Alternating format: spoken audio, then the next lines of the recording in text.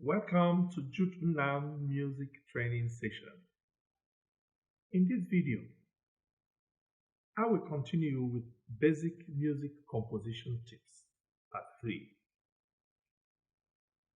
Previously in parts 1 and 2, I talked about paying attention to music around you, the knowledge of music theory, the knowledge of musical instruments, and oral training. I also talked about writing from your heart as a composer and practicing how to compose, acquisition of knowledge of transcription, how to transcribe songs, and the knowledge of software, musical software, which you use in this transcription. Seek external help from experts. Seeking external help is a way of showing your humility and your readiness to learn. As a learner, you should be humble. As a learner, you should be ready to take correction. As a beginner in composition, you should be disposed to listen to people criticize you. It is true that there are people who has a way of putting others down in their criticism. But everybody will not be the same, even though that is very wrong attitude and wrong approach to correcting someone, especially when someone is trying to create something beautiful, something new. But you as a composer should also be disposed to listen, accept them. Do not fight back. Do not try and talk back. Don't try and accept your criticism, whether they are constructive or not. You are learning. You brought out your work to be criticized, so you looked for trouble. So get ready to accept in whichever way they come. But then when you go back home, you're able to sieve from the entire thing, pick out what you need. You are the one who knows what you need. So as a composer, look for people, expose your work so that experts will be able to look at it and correct you. In looking for experts, find people who really are what they're on. It is not every composer that is a teacher. There are composers that have the talent. They do not know how to give it out. They don't know how to actually put across their knowledge. So make sure you actually know what you are looking for. There are composers who there are people who can direct you on style, can teach you different musical compositional techniques. But you may not find their compositions. They're not good at writing. They don't even like to write, but they can teach you how to compose. There are people who train others in the university. There are doctors and professors who actually train people, students, and pass them out on composition. But they are not good composers themselves. But the students they turn out every year, they turn out to be great composers in the future. So find out those who have this talent and then find how you can get them to look at your work. Be humble enough to accept corrections and criticisms as they come. Do not look for an expert that is very far away. Always look for a nearby expert.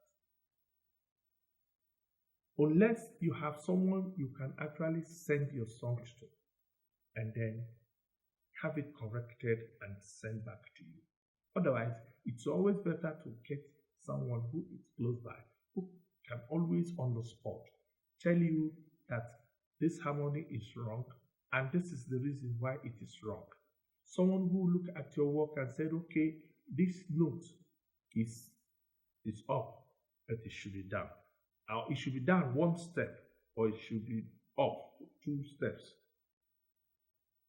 So find, if you have someone like that, it is an advantage, because not just the correction, as he's making the correction on the, you are making it on the spot, and he is actually looking at it, and if there is something more to tell you, he will do so. So it is important not to be on your own. Please look for someone who knows better to guide you. Join a singing group. Joining a singing group has its advantage. A composer basically writes for people to sing. If you are a lone composer that stays on its own and don't have a choral group or a musical group that you affiliate with, it will be difficult for you to actually bring out your song and give to a group and say, please, I have written so song. I want to listen to it. Please, can you help me sing this song so I can hear how it sounds? So having a singing group, it's an advantage. It is important for a composer. You do not write in isolation. Like I said, you also need to sing other people's work, look at other people's work, explore other people's musical style, criticize, analyze other people's work in order to help you. So when you bring your own, when in a singing group, people will have the opportunity also to analyze your work, to criticize you, and offer help, offer suggestions. This is where mentorship comes. As a composer, you should look for someone. I have talked about looking for experts, but for mentorship, you actually have somebody you look up to. A musical style, a musical guru whose style actually touches you.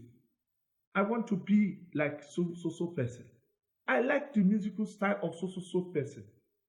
I want this person to be my mentor. There are people who can be your mentor without seeing you physically. Yes, while growing up, I've had mentors that I have never seen till today. And in composition, I had George Frederick Handel as my mentor. I looked at his musical style and his arrangements. I have Professor Sam Ojukwu. Even though I have met him a couple of times, but he never knew that I had been using his work to build up my strength and my confidence in music. I have met with Professor Dan Ago, who I have actually expressed and have actually thanked for being such a wonderful writer and how his works have helped me in my musical growth. There are a lot of them. And I have Dr. Dr. Adeola Dogu, my friend, who taught me compositional technique during my master's program. So you need to have people that you look up to. Mentorship is very important. And as a writer, as a composer, you get to a point where people will also begin to look up to you. So join a group and sing along with people. Be happy to work with people. Be happy to explore with people. Be happy to mix up with people. No man is an island, and no one is called a choir. For you to sing in a choir, you need teamwork. If you are a composer and you really want to sing to be a solo composer, you have to write for solos. You still need an accompanist. So it's important that you mix up with people and do not be a loner. Join a music or singing group, music singing group. It will help you to strengthen your desire and you progress in composition. Explore new composition ideas. By joining the musical group, and by mixing up with people, by listening to other musical ideas, by analyzing other people's work, you imbibe new compositional techniques and ideas. That is what you get. And as a composer, you put some of these things down, one after the other, so that you can use them in the future. If you are writing for the church, you ask yourself, what kind of compositional technique, what kind of idea do I want to put down? Am I going to write just in mono-work? Am I actually writing hymn-like, that is strophic composition, where everything is, once a melody and harmony is written, it flows for the entire verses? Am I going to write with a style of call and response? Is my work going to be contrapuntal, like fusion, am I going to create fugue? So there are different techniques that you can use. But by mixing with people and listening to their ideas and looking at their works, that is where you pick up some of these things and store them for yourself. They will come in handy when you need them. Arrange your learning methodology. Being enthusiastic about composition should not let you scatter your quest for knowledge. Don't be scattered. What I mean being scattered is trying to read up everything at the same time. You go to the YouTube, you pick up this, you go to the one blog, Facebook, you go to Google, all of them at the same time. Build up, find out what you really need, and begin from the little one.